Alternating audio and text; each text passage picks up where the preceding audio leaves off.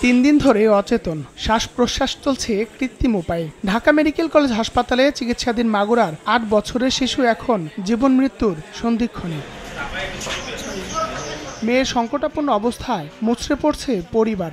একটাই দাবি চাচ্ছি যে আমার মনে যে শাস্তি দিয়ে এই জঘন্য কাজ করেছে এই শাস্তির বিচার চাই। আমার কথা যে তাদের একবারে ফাঁসি দিয়ে দিক, যাতে আর কোনো মা বোনের দিকে এরম চোখ তুলে না থাকে। বোনের বাড়িতে বেড়াতে গিয়ে ধর্ষণের শিকার হয় শিশুটি। এই ঘটনায় মায়ের করা মামলায় 4 আসামিকে গ্রেফতার করেছে পুলিশ। এই ঘটনায় আমরা 4 জনকে আটক করেছি, মামলা তদন্ত শুরু হয়েছে।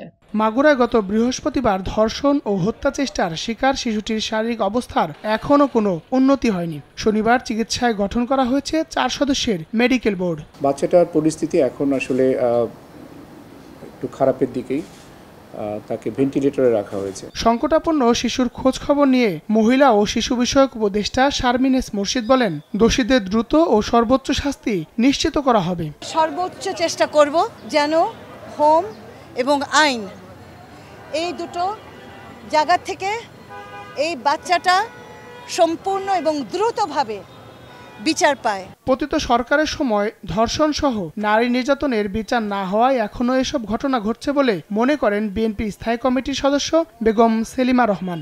আমরা জানি ফ্যাসিস্ট সরকার সময় বিচারহীনতা ছিল, যে কারণে এগুলো দমন হয় নাই। তারা বরঞ্চ আরো উৎসাহিত করত এই ধরনের ক্রিমিনালদের। কিন্তু আজকে যখন একটা অন্তর্বর্তীকালীন সরকার, যে সরকার একটা পরিবর্তনের আশা নিয়ে একটা ভালো সভ্য এবং একটা বিশ্বনন্দিত প্রধান উপদেষ্টা, তার আমলে যখন সরকার, তখন এইগুলো ক্রমশ কিন্তু বেশি বেড়ে গেছে। ধর্ষণের শিকার শিশুটির মায়ের সঙ্গে মুঠোফোনে কথা বলে চিকিৎসা ও সব ধরনের সহায়তার আশ্বাস দিয়েছেন বিএনপির ভারপ্রাপ্ত চেয়ারম্যান তারেক রহমান। হায়দার আলী, সময় সংবাদ, ঢাকা।